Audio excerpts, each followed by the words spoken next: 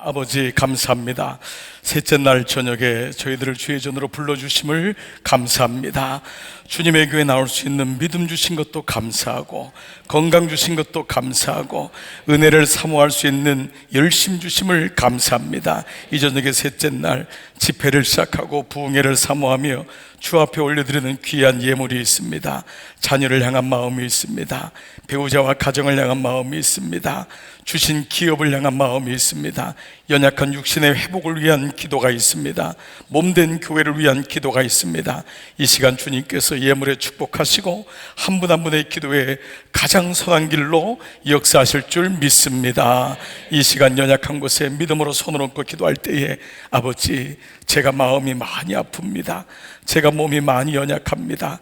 이 시간 성령께서 말씀 가운데, 찬양 가운데, 기도 가운데 하나님 육신과 마음이, 영이, 혼이 회복되고 치유되는 역사가 있게 하여 주시옵소서. 이 밤에 악한 마귀 틈타지 못하게 하시고 우리가 온 마음을 다하여 말씀이 들어질 때 그 말씀이 살아서 운동력이 있어서 우리의 모든 영과 혼과 육을 쪼개고도 남는 역사가 있을 줄 믿습니다. 감사와 찬양을 주께 올려드리며 예수님의 이름으로 축복하며 기도드리옵나이다. 아멘. 아멘. 자, 우리 한번 크게 한번 아멘 하십시다. 할렐루야. 자, 환한 표정으로 앞뒤로 잠자러 오셨습니다. 잠자러 오셨습니다. 잘 오셨습니다. 네, 여러분, 저도 잘 온 것 같습니다. 네, 여러분 만나 뵙게 돼서 정말 감사하고요. 이제 목사는 교회를 이렇게 와보면 알고요, 성도님들이 찬양하고 예배드리는 모습만 봐도 이 교회 실력이 어느 정도인지 알게 되는데, 제가 첫날 말씀드렸던 것처럼 우리 동수원교회는 정말 하나님이 이미 부흥을 주셨던 교회잖아요. 여러분에게 앞으로 더 좋은 일이 있을 줄 믿습니다. 교회는 세 가지가 있어요. 과거가 좋은 교회, 물론 과거가 좋아야 돼. 이전에 참 우리 좋았다. 근데 또 하나 교회는 지금이 좋은 교회가 있어요. 그러나 더 좋은 교회는 미래가, 앞으로가 좋은 교회. 자, 여러분 선택하세요. 우리는 왕년에 좋았어. 여기 멈춰지는 교회가 되면 안 되겠죠. 우리는 지금이 좋아. 그 말은 앞으로는 관계없다는 거예요. 그러나 정말 좋은 교회는 이전에도 좋았고 지금도 좋지만 우리 교회는 앞으로가 더 좋아. 여러분, 이런 교회 되기를 축복합니다. 제가 예언 하나 할게요. 우리 동수원 교회는 분명히 그런 교회가 될 줄 믿습니다. 말씀으로 확신하고 여러분 한 분 한 분이 자녀들까지 구원의 계보가 흘러넘치는 우리 좋은 목사님 오셨고, 여러분 좋은 장로님들 계시고, 이렇게 좋은 기도하는 권사님들 계시고, 우리 집사님들, 성도님들, 또 우리 동수원 교회는 우리 차세대가 얼마나 귀해요. 여러분, 저는 지난번에 정말 우리 목사님 우연히 이렇게 보게 됐는데, 여러분 체육대회 한 거 보고 깜짝 놀랐어요.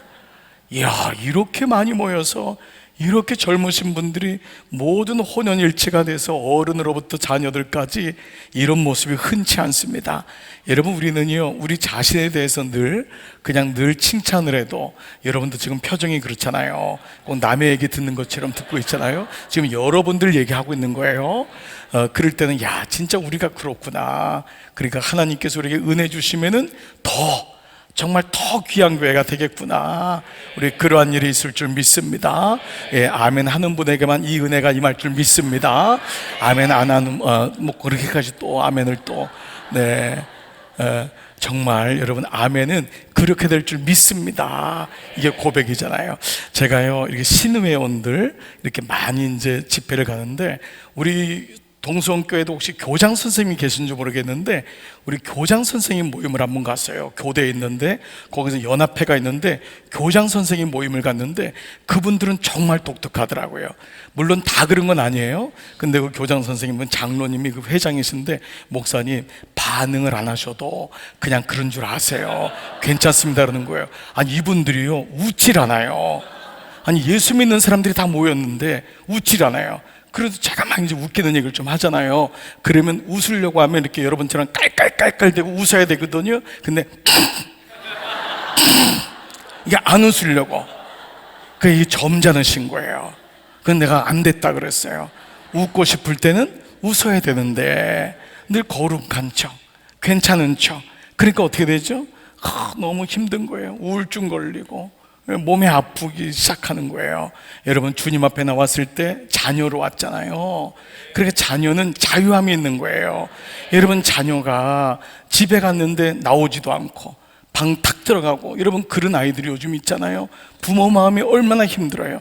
근데 아이가 엄마가 아빠가 얘기하면 그렇다 그러고 밥 같이 먹고 카르르 웃고, 여러분 그게 좋겠어요? 아니면은 아무리 얘기해도 반응도 없고 얼마나 힘들겠어요.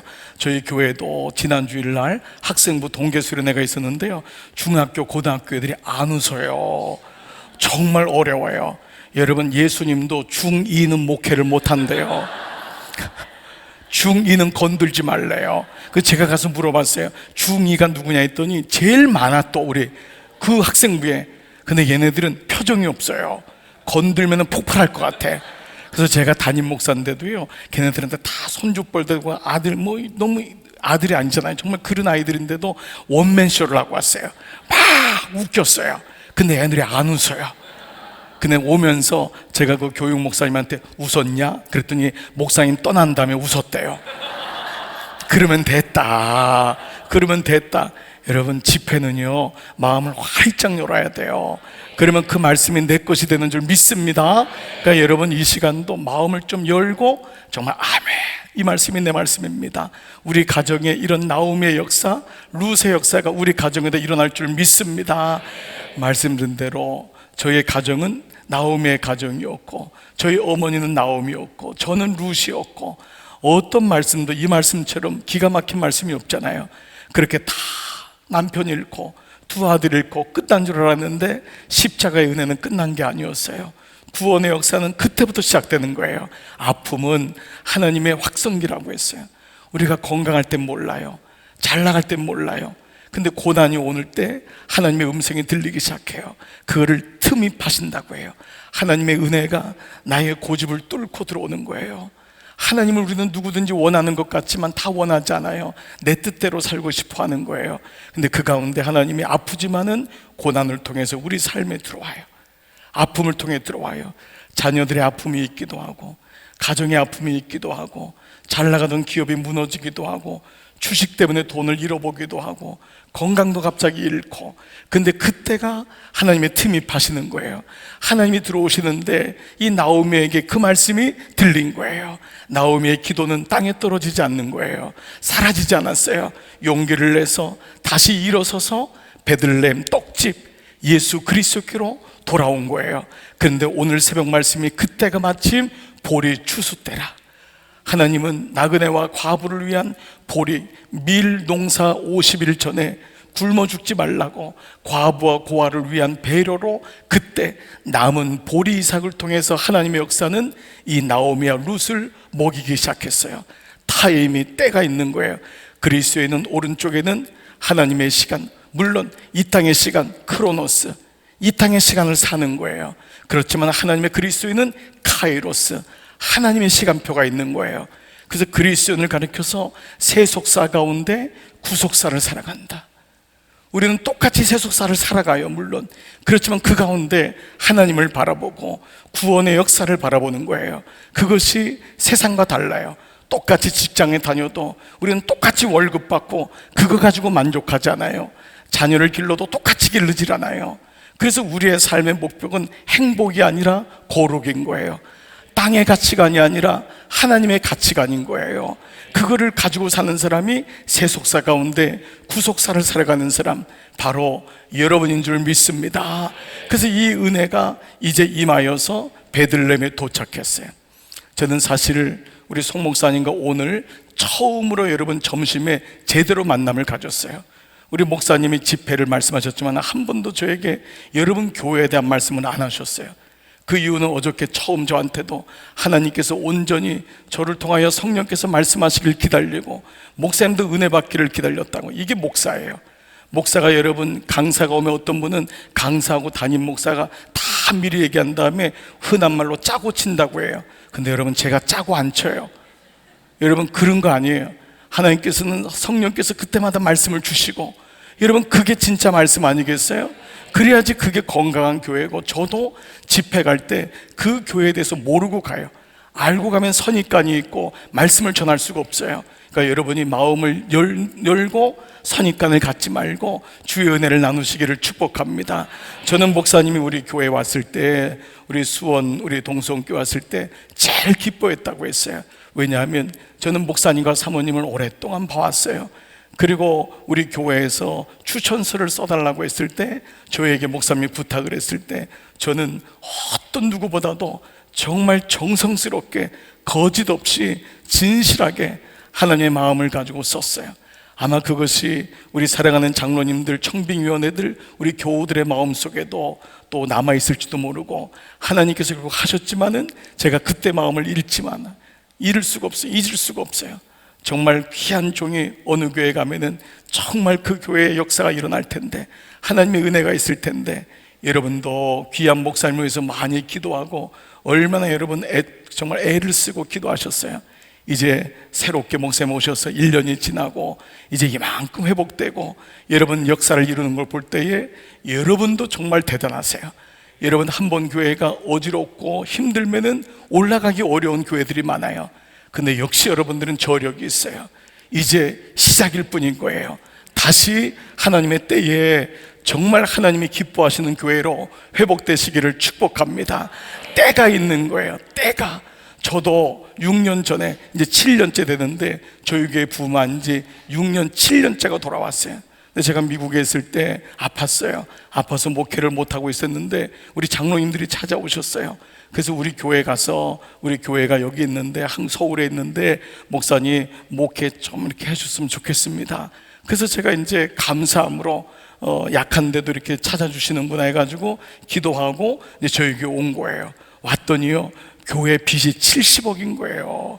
근데 우리 장로님들이 한마디도 얘기 안 하셨어요. 그래서 왜 얘기 안 했냐 그랬더니 안 오실 거 봐, 얘기 안 했대요.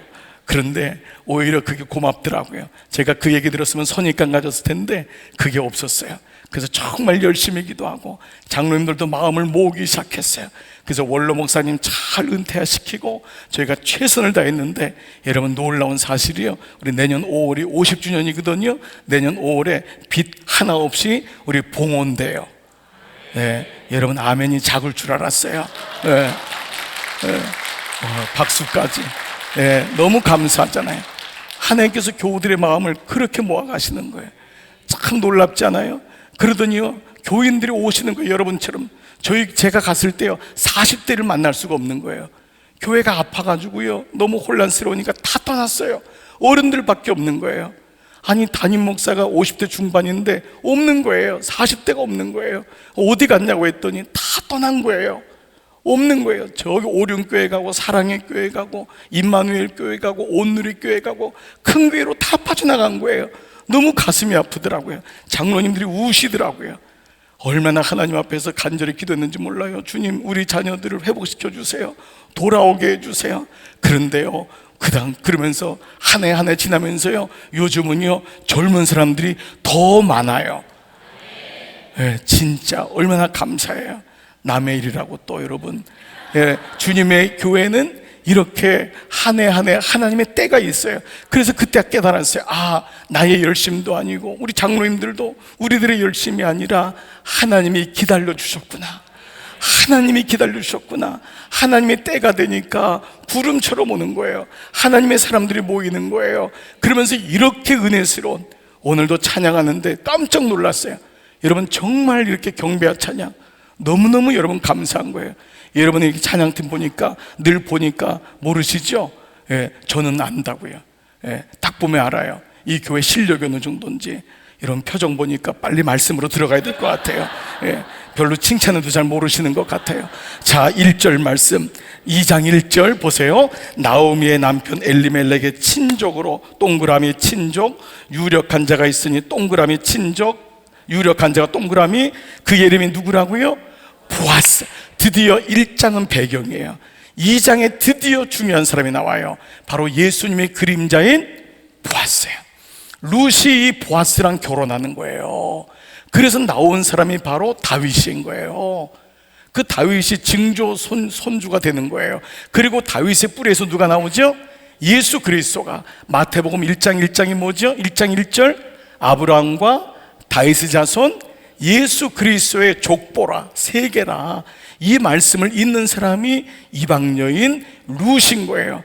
그런데 오늘 이제 드디어 룻이 시어머니 따라서 베들레헴에 갔는데 거기에 보아스가 있었더라고 하는 사건을 얘기하고 있어요. 먼저 여기 보니까요, 보아스란 단어가 여러분 좀 낯선데 열왕기상 7장에 보면은 지금 우리 교회 똑같은 거예요. 여러분 성전 들어오면요, 우리 교회 들어오면 여기 기둥 두 개가 있죠. 오른쪽 기둥을 가리켜서 이 보아스, 아긴이라 그래요. 아긴, 야긴이라고 그러고, 야긴과 보아스란 말 들어보셨죠? 그래서 아긴 혹은 야긴이라는데 야긴이 오른쪽이에요, 보아스가 왼쪽이에요. 야긴은 뭐냐면 여호와께서 세우신다, 이 전을, 이 백성들을 여호와께서 세우신다. 그리고 오른쪽에 보아스가 뭐냐면 그 안에 능력이 있다. 그래서 보아스가 능력자라는 거예요. 그 보아스가 오늘 말씀해 보니까 보아스가 이제 3장 가면은 기업 물을 자란 단어가 나와요. 뭐냐면 엘리멜렉이 죽었잖아요. 두 아들 죽었잖아요. 여성들 그 당시에는 기업을 물을 수가 없어요. 그러니까 누군가가 그 가정에 남자가 들어와서 기업을 물어야 되는데, 이 기업을 무르는 것은 에베소서 말씀 신약으로 가면은 구원의 계보를 잇는다란 말씀으로 예수 그리스도께서 우리를 위하여 기업 물을 자가 되는 거예요. 예수님이 우리를 위해 기업 물을 자의 그림자가 되는 거예요. 그래서 그 땅을 이어받아, 땅을 사줘야 돼요. 지금은 여자밖에 없잖아요. 나오미하고 이방 여자 룻밖에 없잖아요. 누군가 어떤 남자가 나오미랑 결혼하든지 룻과 결혼해서 잃어버린 땅, 기업을 회복시킨단 말이에요. 그를 기업 물을 자라고 해요. 그게 레위기 25장 25절에 등장하는 말씀이에요. 구약에서는 땅에 대한 말씀으로 시작하지만 신약에서는 예수님이 우리의 영혼의 기업을 무른다, 이 말씀으로 이어지는 건데, 바로 보아스가 등장하는데요, 기업을 물으려면 세 가지 조건이 충족돼야 돼요. 첫 번째 단어가 동그라미가 뭐죠? 친족으로. 아무나 하면 안 돼요. 길거리 지나가는 사람이 그 땅을 살 수가 없어요. 가까운 친족이 돼야 돼요. 두 번째 동그라미 뭐죠? 유력한 자예요. 이 말은 부자만이 아니라 존경받아야 되고 넉넉해야 돼요. 그 땅을 살 수 있는 실력을 갖춰야 돼요. 세 번째는 이제 안 나오지만, 세 번째는 앞으로 풀어갈 텐데, 바로 자원하는 마음이 있어야 돼요. 억지로 땅을 기업 물을 수 없어요. 그런데 왜 기업 물을 자의 그림자가 근원이 예수님이냐면, 예수님이 이 땅에 사람의 모양으로 오신 거예요. 그분이 십자가 죄가 없으시기 때문에 그분이 우리의 죄를, 기업을 물을 수 있는, 구원을 이룰 수 있는 능력이 있는 거예요. 그분이 억지로 십자가를 진 것이 아니라 자원하여 기쁨으로 감사로 이 땅에서 십자가를 지셨다. 그 사건이 보아스를 통해 주시는 은혜예요. 이게 바로 구속사적으로 보는 예수 그리스도의 은혜예요. 구속사는 성경을 에피소드로 보는 게 아니에요. 우리의 연약함은 어린 시절에 교회에서 많이 말씀을 들었어요. 청년부, 청장년 거치면서 설교는 많이 들었어요. 그러나 토막으로만 들었기 때문에 에피소드만 기억나는 거예요. 여리고성 무너진 거, 다윗이 어땠다는 거, 엘리야가 어떻다는 거, 다니엘이 사자굴에 들어갔다는 거, 이거밖에 보이지 않는 거예요. 그러나 다윗에게 예수 그리스도가 있고, 다니엘 속에 예수 그리스도가 있고, 성경의 모든 시작과 마지막이 예수 그리스도로 이어지는 것을 보는 눈, 이게 구속사적 묵상인 거예요.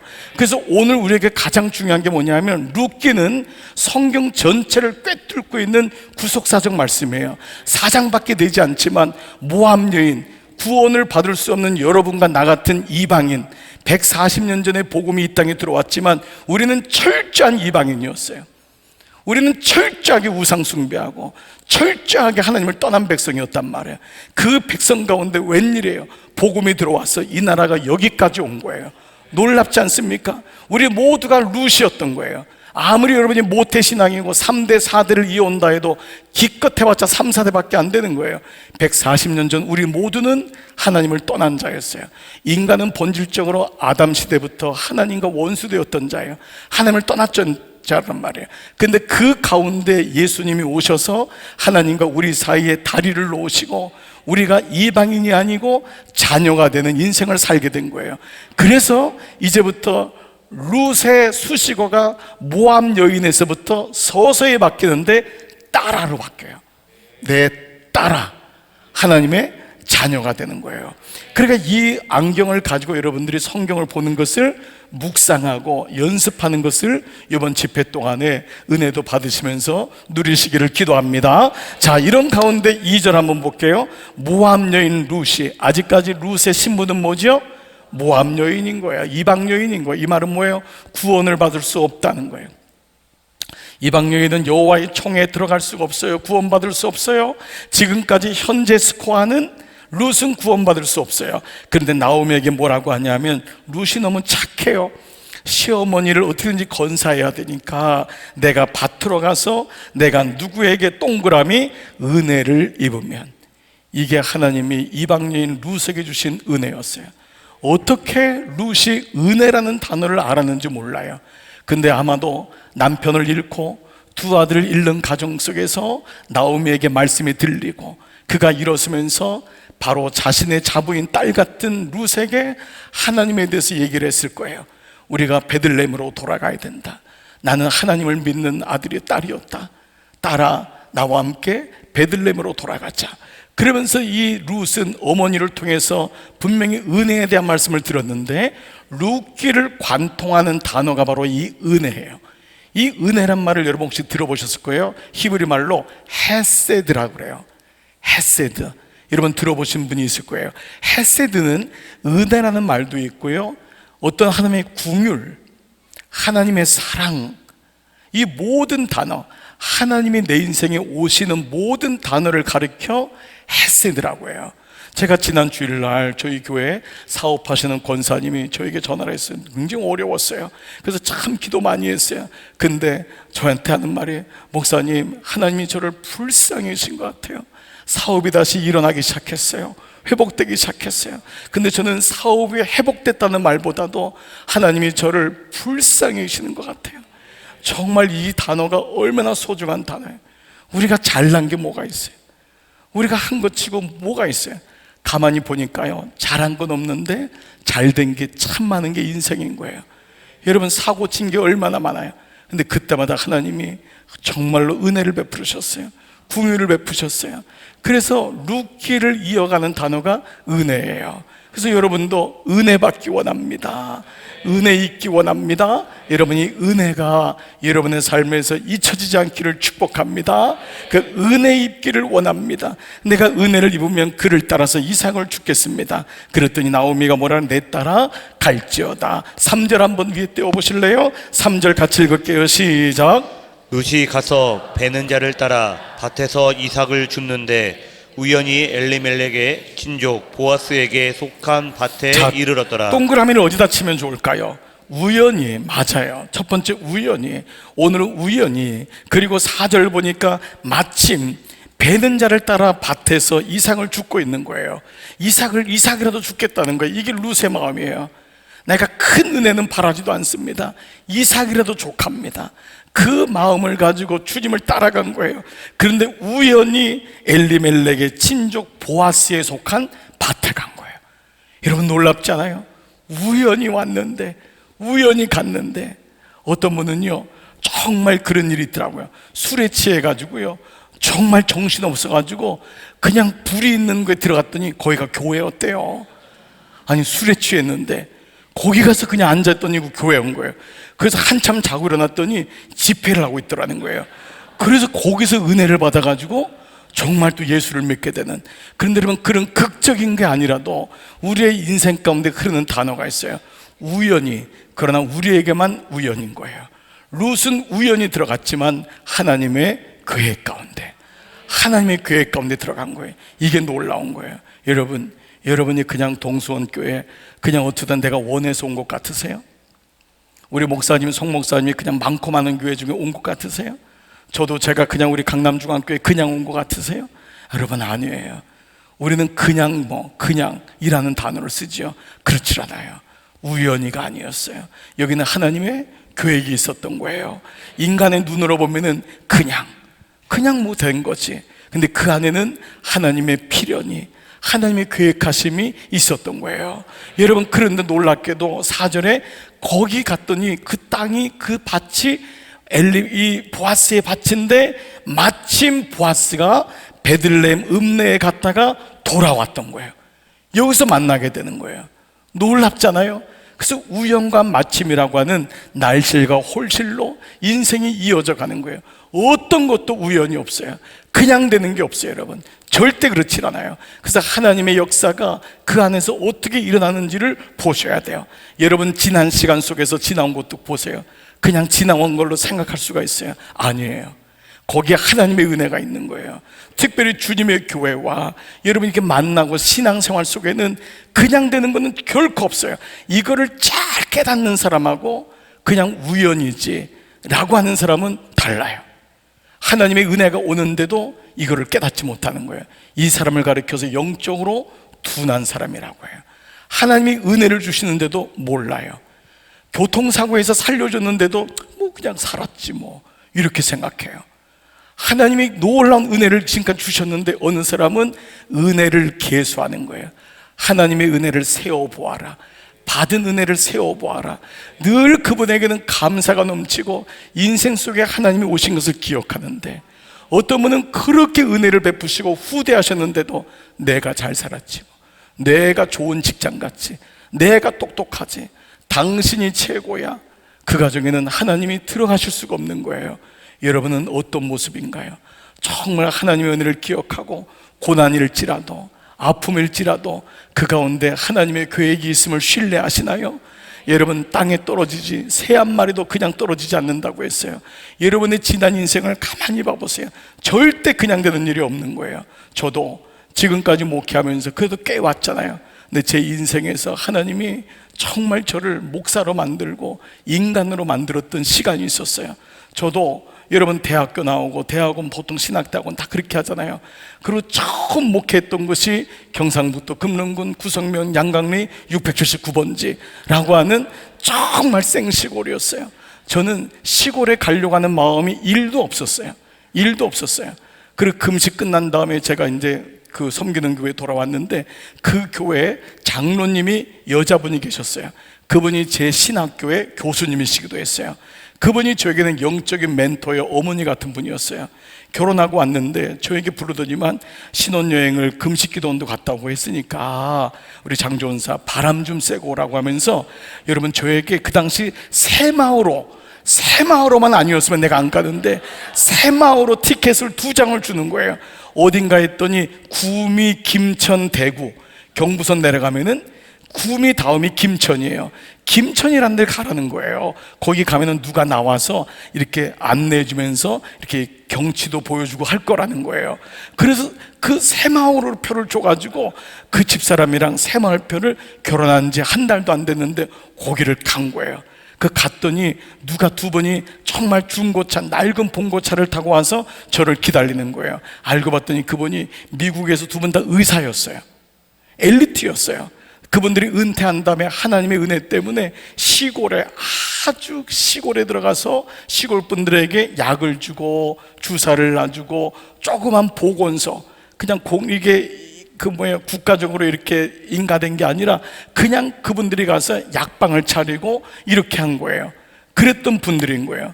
그건 제가 알고 갔었어요. 그랬더니 그분들이 저는 경치를 이제 이렇게 보여주고 할 줄 알았더니만 그대로 이렇게 보건소, 자기 집 있는 데인데 소마구를 바꿔가지고 약방을 이렇게 보건소를 만드는 거예요. 거기다가 십자가도 걸어놓고 들어가더니만 예배를 드리자는 거예요. 그 예배를 드리면 좋죠. 그래서 예배를 드렸더니 이분들이 막 우시는 거예요. 막 울면서 갑자기 하나님 감사합니다. 이곳에 주의 종 내외를 보내셔서 감사합니다. 이거 정말 영문이 없는 거예요. 정말 한 대 얻어맞은 거예요. 아니 분명히 경치 보여주고 그렇다고 했는데 그러면서 주무 잘하는 거예요. 저희 보러. 그 들어가서 잤어요. 아침에 일어나면 새벽 기도하자는 거예요. 새벽에 오더니만 또 2분이서 우시면서 주의 종들이 빨리 와서 이곳에 복음이 없는 자들에게 복음을 전해주시고 막 그러시면서 막 고맙다고 안고, 그러고 언제 올 거냐고. 야 진짜 그냥 생각도 못한 거예요. 그리고 올라왔어요. 올라오는데 아내가 묻더라고요. 전사님, 어떻게 하면 좋아요? 그래서 제가 그랬어요. 그래요, 당신 어떻게 하면 좋지? 그랬더니 갈 거예요 했는데 아내가 그때만 해도 너무 순종을 잘했어요. 지금은 어떤지는 내가 모르겠어요. 근데 그때 그분이 전도사님이 가면은 갈게요 그러는 거예요. 제가 그 말을 듣는데 제가 어떻게 안 간다고 해요. 그 교수님을 만났는데 딱 하는 말이 웃으시면서 언제 이사 갈 거냐 딱 이러는 거예요. 정말 이거는 짜고 친 거야. 완전히 알고 봤더니 아무리 의사분이지만 가가지고 약을 주고 주사를 놔줘도 시골 분들이 교회가 안 세워지니까 안 온다는 거예요.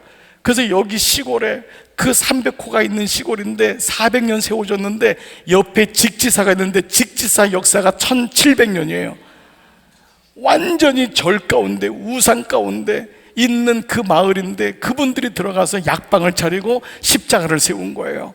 그분들이 눈물로 기도했대요. 전도사님이든 목사님이든 주의 종을 보내달라고.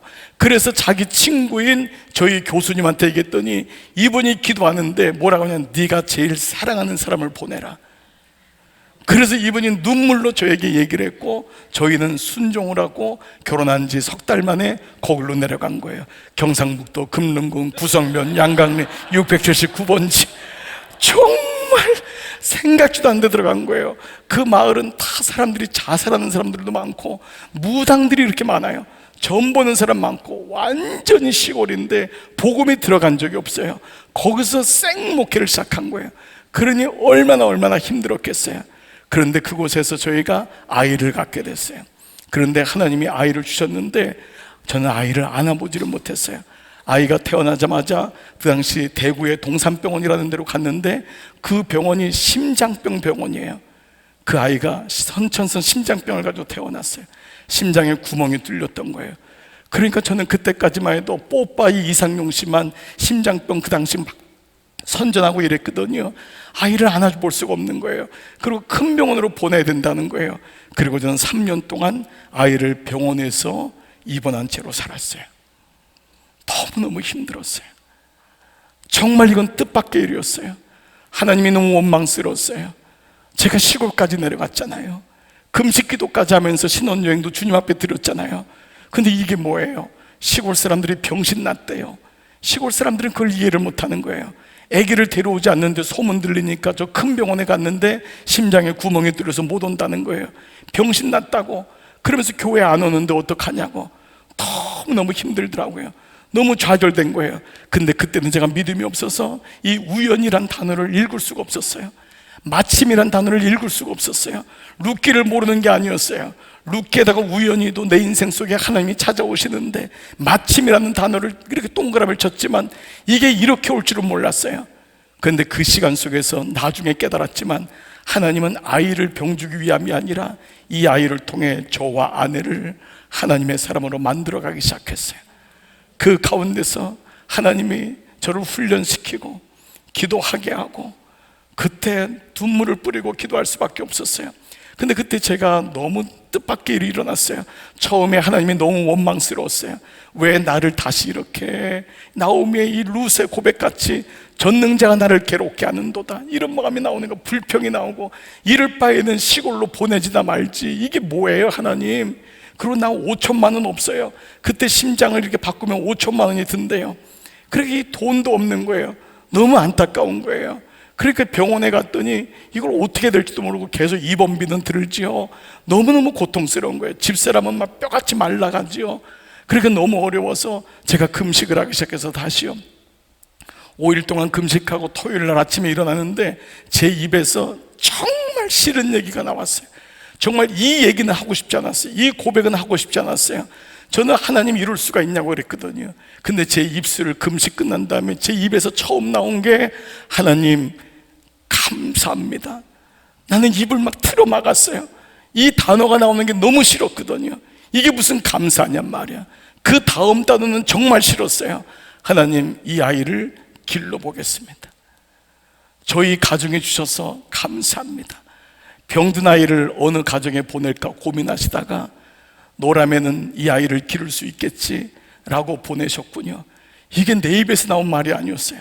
내 성령께서 내 마음속에서 이걸 막 고백하게 하는데, 이런 말을 고백하던 제가 너무 싫은 거예요. 그러면서 막 앉아가지고 막 울었어요. 하나님 어떡하라고요. 근데 그렇게 고백이 끝난 다음에 제가 하나님 앞에 다시 마음을 모으고 이 아이를 데리고 기도하기 시작했어요. 그렇지만 힘은 들었어요. 너무 어려웠어요. 오죽 이 아빠가 못 낳았으면 제가 그때 하나님한테 기도한 게, 하나님 이 아이를 데려가 달라고, 잘못 보낸 것 같다고, 이러면은 저도 목회 못하고 집사람도 이러면 죽습니다, 하나님 이거 아니잖아요, 애를 데려가 주세요 라고 기도했던 사람이에요. 근데 여러분, 그 과정 속에서 하나님은 생각지 못한, 예기치 않은 은혜를 주셨어요. 그러면서 저희 가정이 엎드리기 시작했고 기도하기 시작했고, 이 과정 속에서 하나님은 저희 가정을 얼마나 사랑하시는지를 그때 가정 예배를 드리기 시작하고, 그때 날마다 성전에 들어가서 기도하기 시작하고, 저는 돌아보니까 그때가 제 인생 속에 찾아오신 거예요. 사랑하는 여러분, 고난이 여러분 속에 있죠. 고난을 좋아하는 분은 아무도 없어요. 물론 저는 지금 그런 고난은 없어요. 그렇지만 돌아보면 그때가 어제 같아요. 그때 은혜를 잊고 싶질 않아요. 그때 가졌던 간절한 마음, 그때 가졌던 하나님의 은혜를 사모했던 마음, 그리고 이 아이를 향한 하나님의 뜻, 정말 놀라운 거예요. 근데 이 아이가, 여러분 뭐 제가 첫날 말씀드렸지만 우리 장로님들하고 뵀을 때 한번 말씀드렸나요? 이 아이가 이제 결혼해가지고 지금 살고 있어요. 그래서 정말 저는 이 과정 속에서 하나님의 은혜가 어떻게 우리 삶 속에서 우연이라고 하는 생각지 못한 단어 속에 거기에 하나님의 계획이 있었구나. 그러니까 고난이 와도 여러분 이것을 우연이라고 생각하지 말고 하나님의 은혜가 분명히 이 안에 있다. 우리는 구속사적인 단어를 알잖아요. 하나님의 계획, 하나님의 시간, 그걸 통과할 때 하나님의 사람이 되는 거예요. 그래서 우리가 그때는 어렵지만은 버티는 거예요. 견뎌내는 거예요. 그리스도인은 때로 이기는 것만 있는 게 아니더라고요. 사랑하는 여러분, 가정을 위해서 지금 버티는 분들이 있을 거예요. 여러분의 사업이 버티는 분이 있을 거예요. 견뎌내야 되는 분이 있을 거예요. 근데 오늘 이 은혜가 우리에게도 동일하게 임하는 줄 믿습니다. 그리고 우연히가 마침내 하나님의 역사가 일어나는 거예요. 그러니까 여러분 이제 마음을 고쳐 먹으세요. 고난이 오고 어려움이 오면은 분명히 주님이 일하신다. 여러분, 그래서 교회도요, 교회가 영적인 공동체고 생명이기 때문에 이 생명은요 좋을 때만 있는 게 아니에요. 어려울 때가 있는 거예요. 그때 교회들이 마음 모아서 하나님이 가장 좋은 걸 예비하신다. 이 은혜를 가진 리더들, 믿음의 사람, 기도의 사람 버티고 그 안에서 견뎌내면은 분명히 주님의 선하신 뜻이 있을 줄 믿습니다. 그래요. 여러분, 제가 아까 그 아이가 갑자기 결혼까지 갔다 오니까 여러분 별로 감흥 없이 들으셨지만 이 아이가 자라면서 너무 어려웠어요. 그 과정은 말도 못해요. 여러분 자녀 중에도 저보다 더한 분이 훨씬 많으라고 믿어요. 제가 오늘 강사로 섰으니까 그냥 말씀을 드리는 거예요. 이 아이가 이렇게 3년 동안 병원에 있으니까요, 평생 먹을 약을 다 먹은 거예요. 아이가 발육이 안 되는 거예요. 커지질 않는 거예요. 무엇보다 뇌에 데미지를 받아가지고 이 아이를 초등학교 유치원을 보내는데 갔더니 아이들은 다만 선생님이랑 노는데 구석에서 혼자 앉아 있는 거예요. 초등학교를 가려고 보내야 되는데 이걸 어떻게 하는지 모르겠어요. 학교를 보냈더니 옷도 뺏기고 오고, 뭐 도시락 주면 도시락도 뺏기고 오고, 애들한테 눈탱이 맞아가지고 막 여기가 막 시퍼렇게 가지고 오고, 이게 못 따라가는 거예요. 너무너무 어렵더라고요. 그러니까 이걸 초등학교를 보내야 되나 이런 과정이 있었는데 어느 날 초등학교 4학년 때인데요, 그때까지 아이가 곱하기를 못하는 거예요. 나누기를 안 되는 거예요. 그래도 견뎠어요. 기도하고 하나님의 선한 뜻이 있을 거다, 우리 분명히 견디자. 그러다 오늘 운전을 하고 가는데요, 뒤에서 집사람이 아이한테 2 곱하기 2는 뭐지? 이랬는데 얘가요 놀라운 말을 했어요. 4. 2 곱하기 2가 4래요. 저는 교통사고 날 뻔했어요. 정말 놀라운 일이 벌어진 거예요. 집사람이 한 걸음 더 가더니만 4 나누기 2는 그랬는데 얘가 2라고 얘기를 한 거예요. 그래서 그날 제가요 그 유학 갔을 때인데요, 기숙사 가가지고 떡을 다 돌렸어요. 그래서 웬 떡이냐고 해서 묻지 말라 그랬어요. 우리 아이가 4학년 때 12살, 11살인가 10살 때 곱하기를 한 거예요. 그러니까 정말 그렇게 은혜가 임하는 거예요. 그게 너무 고마운 거예요. 아이가 옆에 있는 것조차가 감사한 거예요. 그러면서 그 시간이 간 거예요. 근데 중학교는 됐다, 우리 초등학교로 만족하자. 근데 집사람은 목사님 그래도 중학교는 가야죠. 그래서 중학교를 갔어요. 너무 감사하더라고요. 그래서 제가 중학교는 됐다 그랬더니 고등학교는 가야죠. 그 고등학교 갔어요. 고등학교는 됐다 그랬더니 대학 갔으면 좋겠대요. 너무 욕심 부리지 말자고 하는데 대학을 갔을까요, 안 갔을까요? 갔어요. 가더니만 직장 갔으면 좋겠대요. 욕심 부리지 말자고 했는데 직장 갔을까요, 안 갔을까요? 갔어요. 그 다음에 결혼했으면 좋겠대요. 결혼했을까요, 안 했을까요? 이미 다 얘기했지만, 아니 세상에 여러분, 하나님의 은혜를 보면은요 감사한 게 너무 많아요. 저희 교회도 어린아이들이 발육이 늦고 어려운 아이들이 있어요. 근데 저는 이걸 경험해 봤거든요. 그래서 두려워하지 마라, 걱정하지 말자, 기도하자. 하나님의 은혜는 우리의 삶에 여전히 있는 거예요. 아무리 어려워도 주님의 빛이 여러분 가운데 있을 줄 믿습니다. 자, 이런 가운데 이제 마침 4절에 보니까 보아스가 베들레헴에서부터 와서 배는 자들에게 이르되 여호와께서 너희와 함께 하시기를 원하노라. 그들이 대답하되 여호와께서 당신에게 복 주시기를 원하나이다. 그런데 놀랍게 5절에요 다 같이 시작. 보아스가 배는 자들을 거느린 사환에게 이르되 이는 누구의 소녀냐? 동그라미 소녀냐? 이 말은 일반적인 소녀가 아니에요. 굉장히 존칭적인 말이에요. 누구 집의 딸이냐, 이 말이에요. 그러니까 보아스는 이렇게 함부로 하는 사람이 아니에요. 우리의 예수님은 우리 한 분 한 분을 인격으로 보시는 거예요. 너무 귀하게 보시는 거예요. 누구의 소녀냐? 여러분, 이 말은 너무 은혜가 되는 말이에요. 그러니까 보아스는 버림받은 사람이잖아요. 이 룻은요 어느 사람인데 건들 수 있는 여자예요. 그래서 게다가 젊어요. 이방 여자예요. 그런데 보아스가 누구의 소녀냐? 그랬더니 6절에 배는 자를 거느린 사환이 대답하되 이르되 이는 나오미와 함께 모압 지방에서 돌아온 모압 소년입니다. 정체를 알려준 거예요. 자, 그런데 8절 보니까 놀라운 말씀이 있어요. 뭐라고 말씀하냐? 8절 띄워줘 보세요. 보아스가 룻에게 이르되 뭐라고 하지요? 내 딸아. 신분이 바뀌었어요. 이거예요. 우리가 다 예수님 만나기 전에는 다 세상의 사람이었어요. 마귀의 자녀였어요. 그런데 예수님께서 우리를 뭐라고 부르지요? 내 아들아, 내 딸아. 그러니까 오늘 다시요 8절 띄워줘 보세요. 내 딸아 들으라, 이삭을 주러 다른 밭으로 가지 말아라. 그 보아스는 룻이 보호받기를 원하는 거예요. 다른 밭으로 가지 말아라. 여러분, 이거 한번 적용해 볼게요. 여러분, 우리 동성께 이렇게 건강하기 때문에 여러분들에게 이런 일이 없지만 지금 저희가 있는 잠실은요 신천지 방이 제일 많아요. 젊은 사람들이 거기 많기 때문에 JMS가 들어와 가지고 얼마나 많은지 몰라요. 여러분, 이단이라는 게 여러분 훅 하고 그냥 들어옵니다. 저희 교회 신천지에서 JMS에서 일한 분들이 왔는데 목사님 교회 정도면은 예배 때 5명 정도는 있습니다.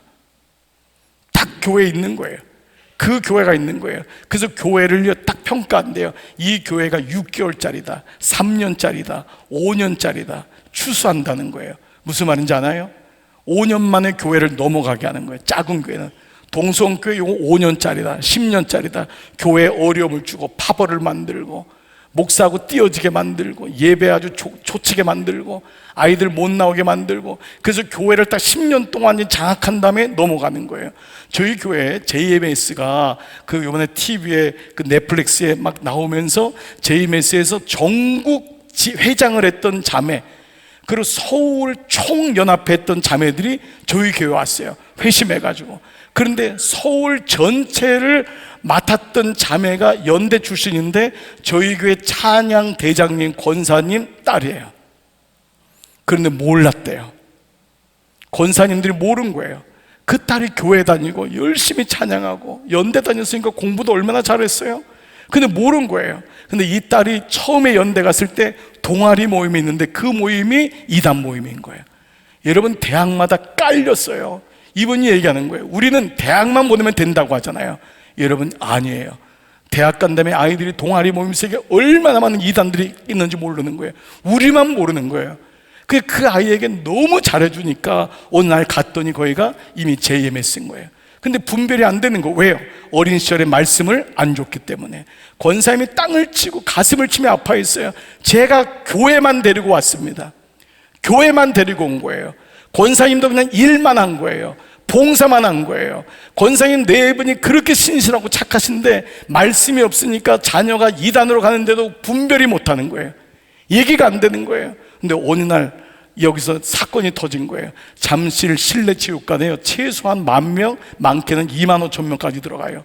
근데 거기서 찬양 집회가 있다고 엄마 아빠 내가 거기서 찬양 인도해 그러는 거예요. 갔더니 딸이 이 앞에서 마이크를 거의 준 찬양 인도자처럼 하는데, 여러분 생각해 보세요. 청년들이 20,000명 모였는데 내 딸이 거기서 찬양을 인도하는 거예요.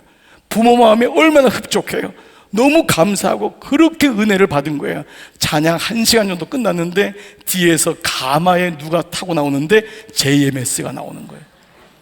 권사님 네 분이 기절을 한 거예요. 기절을 초풍한 거예요. 그리고 그걸 황급히 나왔어요. 전화를 했는데 딸에게 전화가 안 되는 거예요. 새벽 2시쯤 돼가지고 딸이 들어온 거예요. 너 뭐냐 했더니 엄마 아빠 미안한데 엄마 아빠를 전도하려고. 그 집회가 부모님 초청 전도 집회였어요. 그러면서 목사님이, 이 권사님 네 분이 뭐라 하냐면, 목사님 저희에게 말씀이 없었으면 저희 그날 등록했습니다. 저희 그날 등록했습니다. 여러분 세상에 이런 거예요. 다른 밭으로 가는 거예요. 여러분 신천지에 우리 동성교회 청년들 이렇게 주일학교 많지만요, 이건 많은 것도 아니에요. 신천지 청년들 모이면 기본이 10,000명이에요. JMS 지금도 5,000명, 10,000명 모여요. 이런 뭐예요? 교회가 교회 역할을 못하면은 우리 아이들을 다 뺏기는 거예요. 그러므로 교회가 말씀으로 세워진다는 게 얼마나 중요한지 몰라요. 이걸 위해서 어른들이 뭐든지 투자하고 도와주고 길을 열어주고, 그래서 우리 자녀들이 말씀을 듣고 또 아랫감은 윗감을 보고 자라는 거예요. 위에 계신 믿음의 선배들이 말씀을 가지고 살아가는 걸 보여주고, 그때 교회는 잠잠한 것 같고 소리 없는 것 같지만 그때 군함이 되는 거예요. 배에는 2가지가 있다고 했어요. 한 가지는 유람선이요, 한 가지는 군함이라고 했어요. 물어볼게요. 동성교회는 그동안 군함이었어요, 유람선이었어요? 유람선은 매일마다 막 사역도 있고 뭔가 움직이는 것 같지만 말씀이 없는 거예요. 교회가 가지만은 어떤 누구도 그 말씀 가운데 교회가 힘이 없어요. 그 교회는 어려움에만 파벌이 생기는 거예요. 군함은 소리가 없어요. 불빛도 없는 것 같아요. 잔치도 안 하는 것 같아요. 그러나 군함이 지나가면 초토화가 되는 거예요. 오늘 우리에게 필요한 교회는 유람선 교회 같은 교회가 아니에요. 오늘 이 땅에 필요한 교회는 군함같이 묵묵히 하나님 말씀을 가지고 예배를 사모하고 말씀을 가지고 살아가고 가정 예배가 세워지고 자녀들이 와서 말씀을 듣고, 여러분 놀라운 은혜가 있을 줄 믿습니다. 그러니까 지금도 동성교회 정도면은요, 여기도 분명히 예배 때 신천지 몇 명은 와서 앉아 있는 거예요. 그리고 파벌을 만들고 거기서 분열을 만들고, 그들의 작전이에요. 그분들이 우리한테 하는 얘기예요. 그거를 만들어 가지고 온 교회를 그냥 쑤셔대는 거예요. 그런 말씀을 잃게 되는 거예요. 여러분 간단합니다. 그러면 목사님은 말씀의 능력을 잃어버려요. 그러니까 주일마다 어떻게 되겠어요? 그 많은 성도들이 배고픔으로 돌아가게 되는 거예요. 그러면 그 교회 안에는 초대교회처럼 아볼로파, 바울파, 게바파 다 나눠지고 말씀의 능력이 없게 되면 자녀들은 이 교회가 아니라 다른 교회로 가게 되는 거예요. 그러므로 오늘 주님께서 우리 동성교회를 다시 회복시키시고 일으키시고 우리 가정을 세우시고 교회가 세워지면은 가정도 세워지는 줄 믿습니다. 그러므로 목사도 정신 바짝 차리고 세우신 귀한 장로님들도 믿음으로 바짝 정신 차리고 권사님들, 집사님들 하나가 될 때 이전에 주셨던 영광보다 더 큰 영광을 누리는 그 은혜가 있기를 축복합니다. 여러분 이 은혜가 정말 귀한 거예요. 저는 많은 교회 집회를 다녔어요. 교회가 너무너무 쓰러지는 걸 많이 봤어요. 정말 가슴이 아파요. 그런 가운데 하나님이 이렇게 귀한 재단을 우리에게 주신 줄 믿습니다. 그래서 오늘 이 말씀처럼 너는 내 따라 다른 밭으로 가지 마라. 여러분 인생 가운데 제가 이번 주일날 제목 설교가 하나 있었어요. 이 교회가 내 인생의 마지막 교회가 되게 하옵소서. 여러분 이 말씀이 어떤 말씀인 줄 아세요? 오늘날 교회를 쇼핑하는 사람들이 얼마나 많아요. 여기저기 두들겨보고 부담도 안 갖고 얼마나 좋아요. 서비스 할 필요도 없고 봉사할 필요도 없고 뒤에 앉아서 은혜만 받고 가면 되는 거예요. 절대 은혜는 그렇게 내려가지 않습니다. 여러분 쇼핑하는 교회가 아니라 이 교회가 내 인생의 마지막 교회. 여러분, 그런 마음이 있을 때 그때 뿌리가 내려지고 그때 은혜가 있는 거예요. 여러분, 다른 밭, 이건 물론 다른 이단의 밭이에요. 얼마나 이 모압 여인 룻을 노리는 사람이 많겠어요. 그래서 여기서 떠나지 말고 나의 소녀들과 함께 있으라 그랬더니요, 10절에 룻이 어떡합니까? 룻의 반응을 보세요. 10절 한번 띄워줘 보세요. 룻이 엎드려 얼굴을 땅에 대고, 놀라운 단어에 동그라미 엎드려 얼굴을 땅에 대고. 근데 이 두 단어가요, 예배에 대한 단어예요. 이 두 단어가 놀랍게도 묵상에 대한 단어예요. 그러니까 예배 말씀과 기도가 같이 가는 거예요. 예배가 우리 안에 들어올 때 내 마음이 엎드려지고 얼굴을 땅에 대고, 예배자의 모습인 거예요. 그러면서 뭐라죠? 절하며. 이게 다 예배자의 모습이잖아요. 그에게 이르되 나는 이방 여인이거늘 당신이 어찌하여 내게 뭐를 베푸시며 은혜를 베푸시며 나를 돌보시나이까. 이게 룻의 은혜입니다. 여러분, 이 은혜가 여러분 가운데 충만하게 다시 회복되기를 기도합니다. 어찌하여 이런 은혜를 내게 베푸십니까? 돌아보면은 여러분 은혜였잖아요. 그렇잖아요. 은혜밖에 없잖아요. 저는 아까 개척교회 얘기를 했지만 거기서 사람이 된 사람이, 거기서 목회의 눈을 떴어요.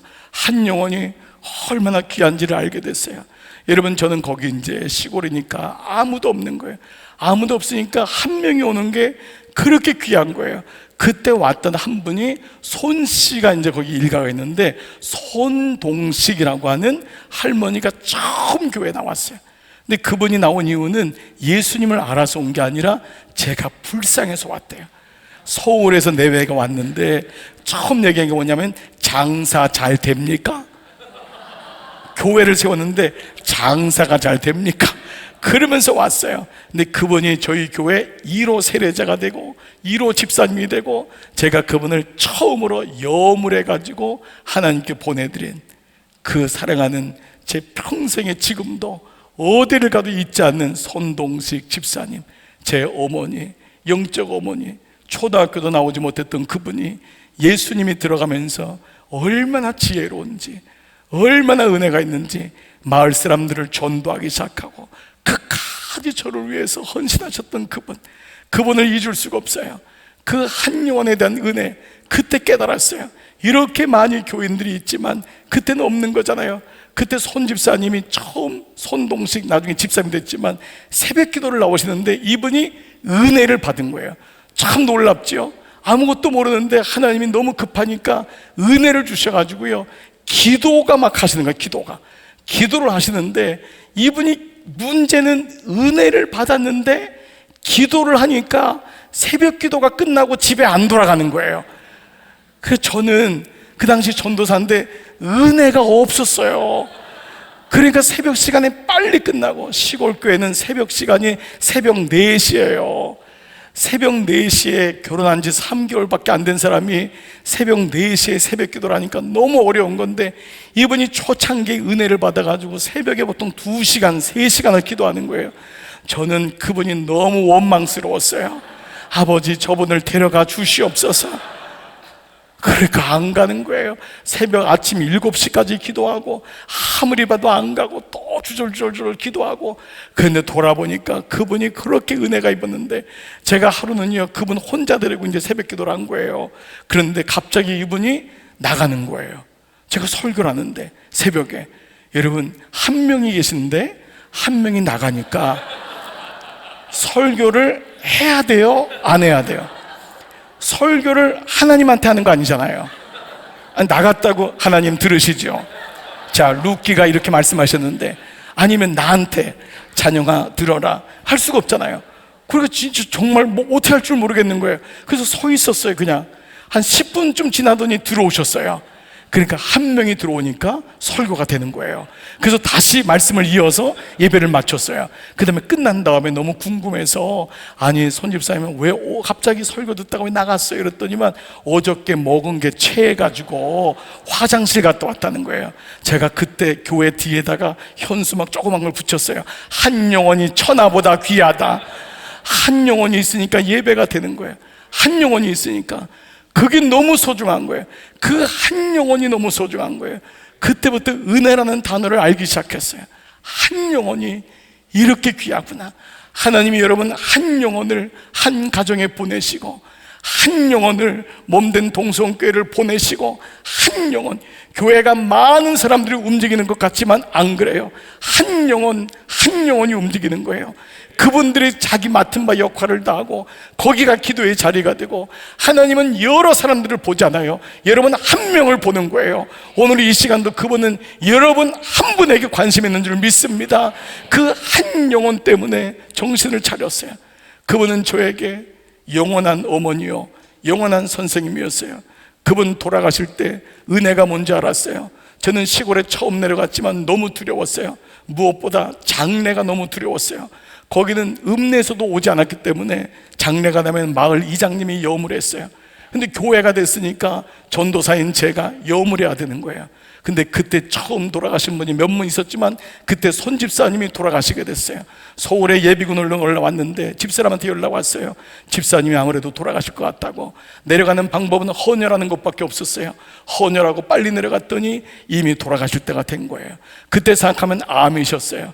근데도 그때 동네 사람들이나 그 마을 사람들, 이 자식들이 주사도 놔주지 않았어요. 이상하게요. 그래서 제가 늘 올라가서 진통제 놔드리고 했는데 지금 생각하니까 암이었어요. 너무너무 힘드셨어요. 그래서 이제 마지막으로 이제 잘 보내드려야 되겠다 생각해서 그때 모내기인데 그 동네 이제 그 사람들하고 우리 교인들 몇 분 계신 집사님들하고 올라가서 집사님 너무 고마워 했는데 이분이 막 우시는 거예요. 전사님 놔두고 불쌍해서 못 가겠다는 거예요. 여기다가 두 분 놔두고 어떻게 가냐고. 하나님 너무 원망스럽다고. 좀만 더 오래 살고 싶은데 그래도 어떻게 해요? 이제 가셔야 되니까 저 높은 곳을 향하여 부르고 임종 예배를 드렸어요. 집사님 너무 고마워요. 내가 평생 기억할게요. 그리고 집사님 임종 예배를 드리고 거기 7남매가 다 모였어요. 아들한테, 맏아들한테 돌아가시면은 아침에 연락 달라고, 새벽이라도 괜찮다고. 그런데 아침에 왔어요. 아직 안 돌아가셨다는 거예요. 당연하죠. 그래서 올라가서 집사님한테, 집사님 이제 돌아가셔야 되니까 내가 임종 예배 이제 이게 모내기고 하니까 그래서 임종 예배를 드렸어요. 저 높은 곳을 향하여 드리면서 집사님이 막 웃으시고 막 고맙다 그러고 천국에서 보자 그러고 막 저도 눈물 나고 그리고 예배를 다 드렸어요. 근데 아침이 됐는데 상주가 또 왔어요. 아직 안 돌아가셨다고. 그래서 세 번째 올라갔어요. 그때는 좀 느낌이 좀 그랬어요. 그래가지고 집사님 이러시면 안 됩니다. 우리가 돌아가시기로 했으면 돌아가셔야지. 이게 지금 모내기철이고 한데 나도 바쁘고 지금 7남매 다 와서 기다리고 있다고. 그랬더니 막 웃으시는 거예요. 가고 싶은데 안 되네 막 그러는 거예요. 내가 전도사님을 너무 사랑하나 보네 막 그러는 거예요. 하여간 집어치고 빨리 가셔야 된다고. 이제 막 이렇게 얘기를 하는데 이게 안 되는 거예요. 그리고 네 번째 나을 때 됐는데 또 온 거예요. 상주가 안 돌아가셨다는 거예요. 상주가 오면서 저한테 웃으면서 막 킥킥대는 거예요. 어머니 안 돌아가셨다고. 그래서 몇 번까지 가냐면 5번까지 돌아간 거예요. 5일째 가가지고 집사님 가셔야 돼요.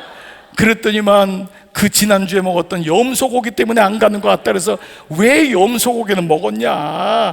그러니까 막 웃고 깔깔대고. 그런데 그 마을에서는 그게 이상한 일이에요. 왜냐하면 마을 사람들은 다 두려웠거든요. 죽음이 두려워서 자녀들도 어머니 시신, 어머니 돌아갈 때 옆에 안 들어오는 거예요. 근데 마을 사람들이 보니까 5일 동안 올라와서 저녁마다 웃고 얘기하고. 그러니까 어떤 마음이 들었냐면 예수 믿는 사람은 죽음을 두려워하지 않는구나. 여러분 놀랍게도 이 집사님은 5일 동안 초년생인 저에게 죽음의 은혜를 보여주신 거예요. 전도사님 죽음은 두렵지 않은 거예요. 은혜예요. 이 문을 통과해서 영원한 나라로 가는 거예요. 그분이랑 마지막에 나눴던 것은 어느 대학 교수하고 나눈 것보다 훨씬 더 은혜스러웠어요. 그 이후에 저는 죽음에 대해서 깨달았어요. 신학으로 머리로만 알았던 죽음이 아니라 정말 죽음은 이런 거구나. 여러분 웃으면서 죽을 수 있는 사람이 몇 명이나 될까요? 감사해요. 하나님 너무 여한이 없어요. 후대하신 하나님, 이게 진짜 그리스도인의 마지막 은혜 아닐까요? 오늘 여러분 사랑하는 루시, 나에게 왜 이 은혜를 베푸십니까? 왜 이 은혜를 베푸십니까? 인생을 푸는 열쇠가 많이 있어요. 학력도 될 수 있어요. 부모로 받은 재산도 있을 수가 있어요. 여러분의 포지션일 수도 있어요. 건강일 수도 있어요. 여러분의 자녀일 수도 있어요. 아니에요. 이건 다 유한한 거예요. 은혜만이 남은 줄 믿습니다. 은혜를 계수하세요. 은혜를 돌이켜보세요. 오늘 저녁에도 부부끼리 돌아가면, 여보, 지난 시간에 우리한테 주신 은혜가 너무 컸어. 우리 아이한테 주신 은혜가 너무 컸어. 우리 너무 가난했잖아. 나 별 볼 일 없었는데 어떻게 나한테 시집 왔어? 우리 아이한테 이런 아이를 주셨네. 무엇보다 우리한테 이런 귀한 교회를 주셨네. 이런 목사님 주셨네. 이런 장로님 주셨네. 이런 목자 주셨네. 은혜가 있는 곳에는 불평이 사라지는 거예요. 은혜가 있는 곳은 죽음이 사라지는 거예요. 그러나 은혜가 없으면 늘 자기가 주인 되어가지고 불평하고 정치하고 뒷욕하고 뒷담화하고 늘 움츠려 있는 거예요. 그러나 은혜가 있는 사람은 달라요. 하나님이 은혜를 주신 것을 늘 기뻐하며 주님 앞에 갈 때까지 은혜에 충만한 삶을 사는 것입니다. 이런 룻을 보아스가 어찌 건사하지 않을 수가 있어요. 보아스야, 룻아, 내가 어찌 너를 건사하지 않겠느냐. 이때부터 보아스의 마음이 움직여요. 어찌 저 같은 사람을 은혜를 베푸십니까?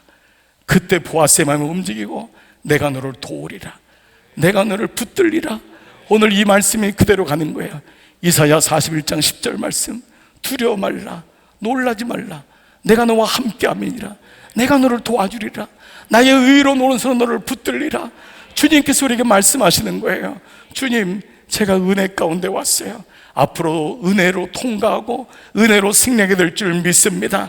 예기치 않은 은혜, 오늘 여러분 인생 속에 이 은혜가 있을 줄 믿습니다. 그러므로 남은 시간도 은혜로 관통하여 우리 끝까지 승리하는 우리 동수원 여러분 모두 되시기를 주의 이름으로 축복합니다. 아멘.